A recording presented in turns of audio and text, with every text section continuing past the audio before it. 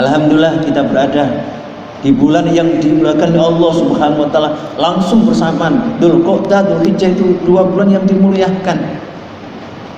Tentu ada sejarahnya. Hadirin hadirat maka Allah Subhanahu wa taala, oleh karena itu mungkin sekarang apa yang harus kita lakukan? Mungkin sudah ada yang mulai puasa. Mulai tanggal 1, 2, 3, 4, 5, 6, 7, 8, 9 hari. Puasa apa? Puasa sunnah. Itu yang 9 hari, Masya Allah. Itu rezeki ya, minallah. Karena puasa itu adalah ibadah istimewa di bulan yang diistimewakan. Hadirin Allah Subhanahu wa taala. Kalau enggak, bagaimana kalau saya puasa 2 aja, Tarwiyah sama Arafah, berarti tanggal 8 dan 9. Monggo silakan. Kalau enggak, 1 aja saya Arafah, boleh silakan. Bagaimana kalau 5 hari? Yang puasa Ayyamul Bid biasanya tanggal 13, 14, 15 ya, di pertengahan. Nah, di bulan Dzulhijjah ini termasuk larangan. 11, 12, 13 kena ya. Kena larangan Ayyamut Tasyrik. Khadimkan Allah Subhanahu wa taala ini terang. Berarti masih sisa 2 barangkali ya. Yang berapa itu? Ya, 11, 12, 13, kena 1 13-nya ya. Terus 14, 15, tapi ada pendapat lain juga. Ayyamut Tasyrik itu ada yang jumhur ulama memang 11, dihitung 10, 11, 12, 13, 11, 12, 13, 3. Hadirin bukan Allah Subhanahu wa taala, ada itu jumhur ya. Tapi ada pendapat lain masih langsung 11, 12, 13, 14, 15. Ada yang mengatakan masih termasuk. Itu pendapat yang sebagian, tapi yang jumhur mengatakan Ayyamun Nahr sembelihan tanggal 10 ya. Terus 11, 12, 13 Ayyamun Tasyrik terlarang puasanya. Bapak-bapak, ibu yang bukan Allah Subhanahu wa taala, apa yang kita lakukan? Amal ibadah di bulan Dzulhijjah, apapun namanya ibadahnya, itu punya nilai ibadah lebih. Lain dengan bulan-bulan yang lain, hari-hari yang lain. Karena Dzulhijjah termasuk bulan yang istimewa. Saudaraku yang bukan Allah Subhanahu, mari kita fasbir khairat. Apa yang kita istiqomah dengan puasa gimana Senin Kemisnya? Teruskan. Yang 3 hari sepanjang tidak kena hari yang terlarang. Bapak-bapak yang Allah Subhanahu, yang baca Quran silahkan. Yang suka dengan sholawat silahkan. Yang suka dengan bersedekah silahkan. Ini bulan mulia. Hadirin dirahmati Allah Subhanahu wa taala. Yang suka dengan Asmaul Husnanya silahkan. Bapak-bapak Allah Subhanahu wa taala. Nah, hadirin Allah Subhanahu wa taala, kita bicara tentang kurban. Saudaraku yang Allah, yang pertama, niatkan tahun ini, bulan ini berkorban. Niat dulu. Jangan belum apa-apa, waduh nih Covid-19. Hadirin bukan Allah yang punya kemampuan. Hadirin, hukum korban ada 2 pendapat saudaraku. Jumhur ulama sangat-sangat dianjurkan. Sangat. Jumhur ulama, kalau saya bilang jumhur berarti kebanyakan ulama.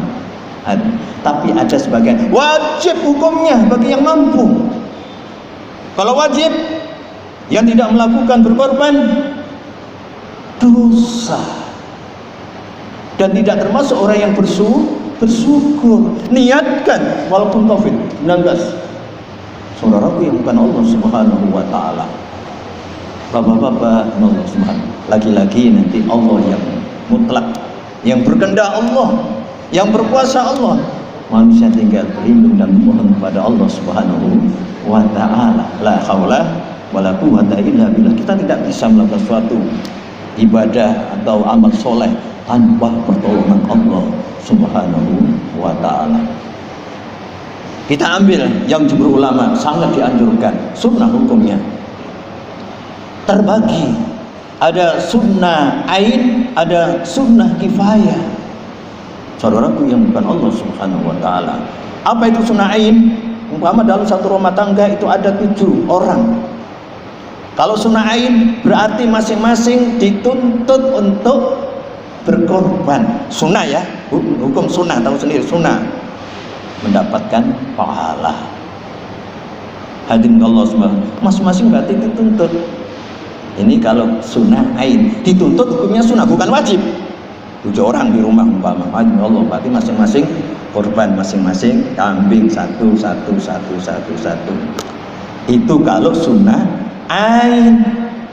Tapi kalau sunnah kifayah, dalam rumah tangga tadi ada 10 orang, sunnah kifayah, kalau sudah ada 1 anggota yang berkorban, yang lain tidak dituntut, kifayah, sudah terwakili. Hadirin hadirat yang dimulakan oleh Allah Subhanahu wa taala, apa iya kita sebagai keluarga setiap tahun tidak berkorban, saudaraku? Mungkin anak kita, mungkin barangkali, mungkin istri, mungkin suami, apa iya setiap tahun tidak berkorban, saudaraku? Kambing hanya untuk 1 orang, kalau sapi 7 orang, 1 orang berarti ada 7 orang umpama tadi. Bagaimana? Kalau sunnah ain boleh masing-masing. Hadirin, ain dituntut sunnahnya masing-masing. Tapi kalau kita ambil sunnah kifayah, sudah perwakilan.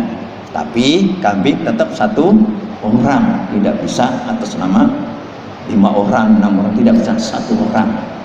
Allah Subhanahu wa taala. Bagaimana kalau yang sapi 7 orang? Kalau di situ ada 10, dalam rumah tangga itu ada 10 orang. Kalau kita ngambil ain, berarti 1, 7 orang. Berarti 3 kan enggak masuk 7 orang. Allah Subhanahu wa taala. Kalau umpama 15 ambil kifayahnya, sudah 7 orang, yang lain sudah ikut, sudah tidak kena sunnah lagi. Tapi kalau 15 orang, sapi 2, 7 orang.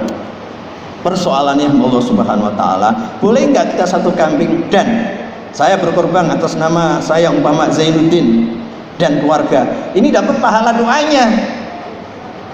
Ada dannya tadi, dan bukan 1 kambing kita sokongan, bukan, tetap 1 orang. Tapi ke atas nama Zainuddin dan keluarganya, kebagian doanya. Hadirin Allah Subhanahu wa taala. Sapi 7 orang disebut, 1, 2, 3, 4, 5, 6, 7. Tapi kan masing-masing kadang-kadang dan keluarga dapat. Hadirin Allah. Jadi pengertiannya tadi seperti itu. Ada sunnah ain, ada sunnah kifayah. Ain masing-masing, kifayah perwakilan. Tapi masalah pahala tergantung doanya. Bapak-bapak, Ibu Allah Subhanahu wa taala. Ini masalah hukum korban. Oleh karena itu sekali lagi, sungguh beruntung setiap tahun keluarga tersebut berkorban, baik itu kambing ataupun sapi, menunjukkan betapa rahmat kasih Allah kepadanya, sehingga akan bertambah dan bertambah. Itu yang namanya keberkahan di